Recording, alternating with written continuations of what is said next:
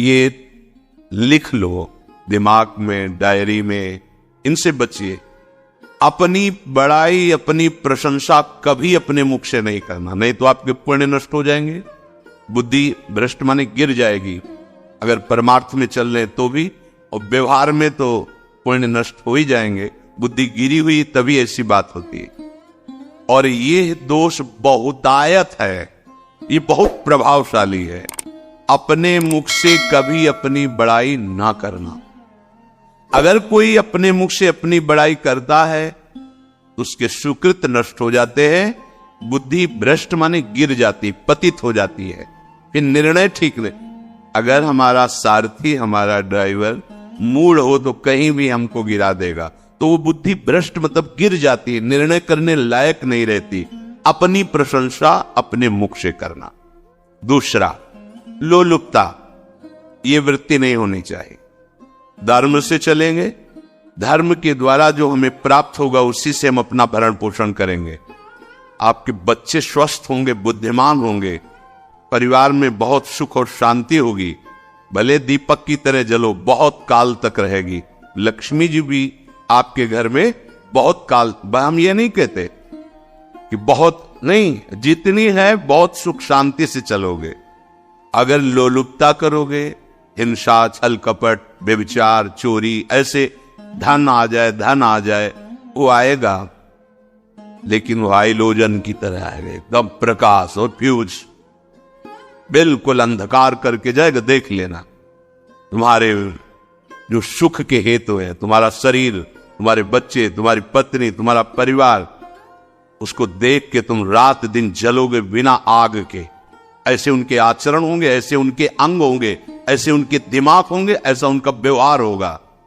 ये लोलुपता अगर उपासक में या किसी में है तो उसको नष्ट कर दे। सावधान। तीसरा, यदि आपका अपमान होता है तो आपको उसे सहन करना होगा, उससे आपके पाप नष्ट हो जाएंगे। जो तनिक सा भी अपमान होने पर बहुत क्रोध करके दूसरे का अपकार करने लगता है, ये आपका पतन करा देगा, ये आपको फंसा देगा, हृदय जलेगा, अर्थव्यवस्था नष्ट होगी, पूरा परिवार दुखी होगा। जरा सा अपमान की संभावना में आप किसी से भी भिड़ गए, किसी से भी, वो ये प्रवृत्ति आपका पतन कर देगी। उपासक में तो अपमान सहना अमृत है, नीचा अपमानम शुदा, पर व्यवहार में भी ज्यादा उत्तेजित मत होइएगा। ये तो कुछ मिनट की बात है, अगर आपने उसे मारा पीटा, रिपोर्ट हुई कानून की, ओ फंसते चले जाओगे, अर्थ जाएगा, समय जाएगा, चिंतन जाएगा, बहुत तरह से हानि हो जाएगी। अगर आप सह गए तो आपका सहना उसके लिए आग बन जाएगा।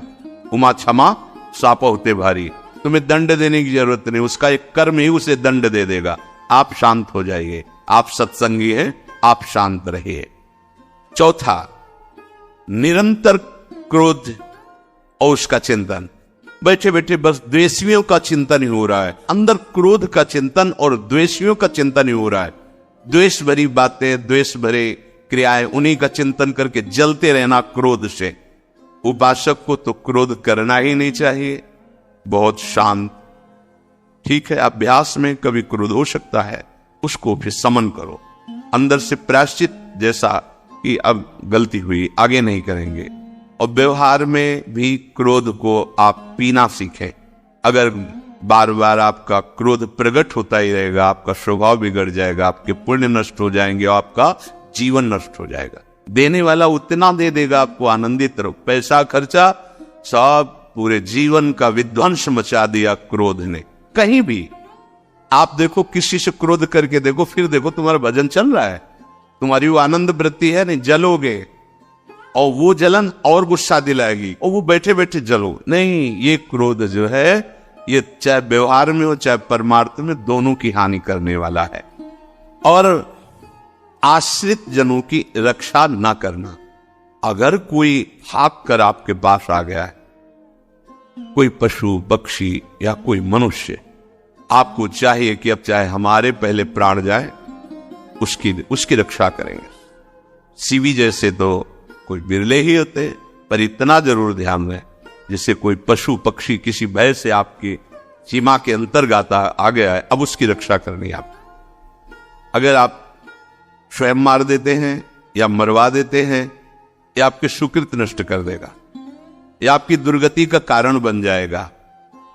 और जो पाप कर्म उत्साहित होकर करते हैं, उपासक को तो बहुत सावधान रहना चाहिए, पर व्यवहार में भी जो नहीं करना चाहिए, अगर वो पाप कर्म आपके द्वारा मन में प्रेरित हो रहे हैं, संकल्प बन रहा है, क्रियाएं हो रही है, दुर्गति पक्की, पुण्य नष्ट हो जाएंगे, दुख अशांति बढ़ती चली जाएगी, कभी शांति नहीं प्राप्त कर पाएंगे।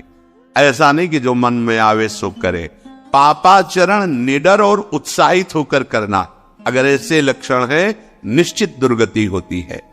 ये 6, अपनी बहुत बड़ाई करने वाला अपने मुख से, लोलुपता, तनिक से अपमान में सहन ना करने वाला, निरंतर क्रोधी और आश्रित जनों की रक्षा न करने वाला, और निडर हर्षित होकर पाप कर्म करने वाला।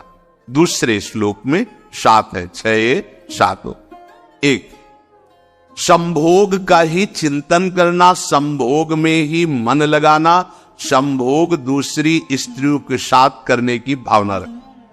संभोग पहला है, संभोग रात दिन बैठे बैठे बस यही चिंतन कर, गंदी बातों का, गंदी बातें देखना, गंदी बातें सुनना, गंदी बातों का चिंतन करना। फिर अन्य माताओं बहनों के प्रति काम दृष्टि से देखना, कोई आ जा रही है, दृष्टि से काम भाव से देखना, भोग बुद्धि से देखना, निश्चित पुण्यनाश दुर्गति। बड़े बड़े उदाहरण इतिहास में है जिन्होंने ऐसा दृश्य नेत्रों से देखने की चेष्टा की, मन में संकल्प किया भोगने का, नष्ट हो गए, चाहे वो कितने बड़े प्रतापी हो। ये दुर्योधन कोई साधारण थोड़ी है, भगवान व्यासदेव जी के द्वारा ही तो भगवान व्यासदेव जी इसकी उत्पत्ति का कारण है।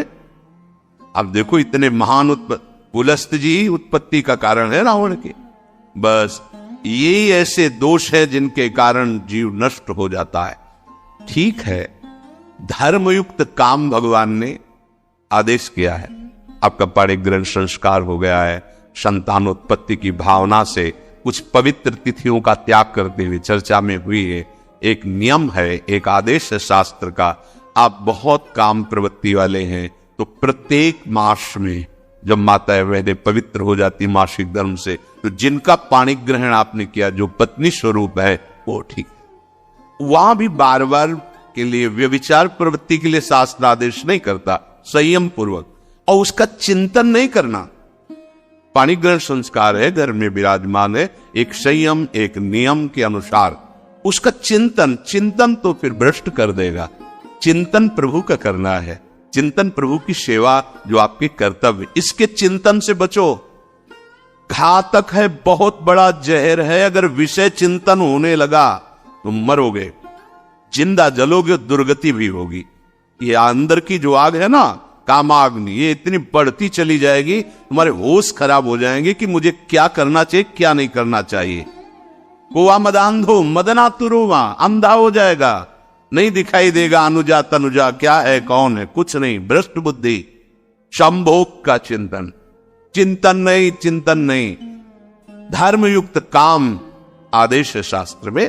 यदि आप प्रवृत्ति मार्ग में है तो अपनी पत्नी को जो पाणिक ग्रहण स्वीकार किया है, वहां भी पवित्र तिथियों का त्याग करते हुए, एकादशी है, रामनवमी है, नव दुर्गा है, जन्माष्टमी है, राधाष्टमी, जो पवित्र तिथियों का त्याग करते हुए, और ऐसे जो मर्यादाएं हैं उसके अनुसार, और कहीं पराई स्त्री के साथ संभोग की बात, निश्चित दुर्गति पक्की है।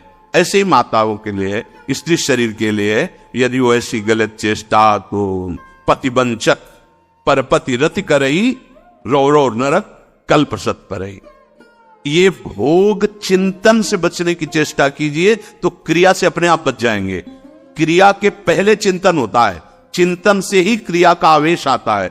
चिंतन संभालिए, इसी से भगवत प्राप्ति होती है, चिंतन से, और इसी से दुर्गति भी होती है। अनन्यश्चिन्तयन्तु माम, भगवान चिंतन करे मेरा करो, कर्तव्य कर्म मेरे को समर्पित करो। अब जब चिंतन संभोग का होगा तो बुद्धि भ्रष्ट हो जाएगी। ये जो राक्षसी प्रवृत्तियां सुनने को मिलती है ना, कि ऐसा हुआ, वो देखा, सुना और चिंतन किए, और इतनी राक्षसी वृत्ति आ गई कि बस अब उनमें और राक्षसों में कोई अंतर नहीं रह गया। दूसरा, विषमता रखने वाला, सबके साथ बर्ताव ऐसा कि मैं बहुत श्रेष्ठ हूं और दूसरे सब नहीं है। सब व्यवहार सब भगवत स्वरूप है। समान व्यवहार, जैसे आपके भोजन है, जो आप पा रहे हो वही सबको दीजिए। बैठने की व्यवस्था, उठने की व्यवस्था, क्रम बाय क्रम, पर उसको भी नीच भाव से मत देखिए। उस कोटि का उसको प्यार दीजिए, दुलार दीजिए, सम्मान दीजिए। इतनी विषमता न फैलाते रहे अपने जीवन में कि आप सबके निंदा के पात्र बन जाए। विषमता, सबको प्यार। हाँ ठीक है, पुत्र का अलग प्यार है, भाई का अलग प्यार है, पिता का अलग प्यार है, पर हमारा व्यवहार प्रीति युक्त होना चाहिए, विषमता भरा नहीं होना चाहिए। अगर हमारे चित्त में विषमता ही रही तो संसार है, प्रभु नहीं है। जीत विषम संसार, कीर्ति जग बिस्तर। जो विषमता पर विजय प्राप्त कर लेता है वही भगवत प्राप्ति का अधिकारी। ये विषमता बहुत बड़ी हानि है। तीसरी बात, अत्यंत मानी होना। जहां आपके प्राण कमजोर होंगे, पुण्य नष्ट होगा, आयुश्री सब नष्ट होना है, ऐसे आचरण करवाएगा गुरुजनों के साथ, महापुरुषों के साथ। ये बहुत नीच प्रवृत्ति है। अत्यंत मान प्रियता, मुझे सम्मान मिले, उत्तम प्रवृत्ति है। सबको मान देना, स्वयं अमानी रहना। चौथा, दान देने की बात कह के मुकर जाना या दान देकर पश्चाताप करना। दे दिया है, बहुत जल रहे हो, दूसरे से वार्ता कर रहे हो कि पता नहीं क्या यार बुद्धि में हो गया, हमने उसको इतना कहा था, उतना दे दिया, क्यों दे दिया, ऐसा ऐसा, मतलब अंदर चिंतन करना, क्यों दे दिया तो दिया। इसके बाद जो आपका जलन हो रही, पश्चाताप, सुकृत नष्ट हो रहे हैं। दान देकर पश्चाताप करना या दान देने की बात कह के मुकर जाना। जैसे आपने कह दिया आपको इतना इतना ऐसा, अब आप मुकर गए, ब्याज सहित तुम्हें देना होगा, ये तुम्हारी दुर्गति का कारण बन जाएगा। ऐसे ही नहीं बोलना चाहिए, बहुत होश से। वाणी एक अमोल है, जो कोई बोले जान, ये तराजू तौल के तब मुख बाहर आन।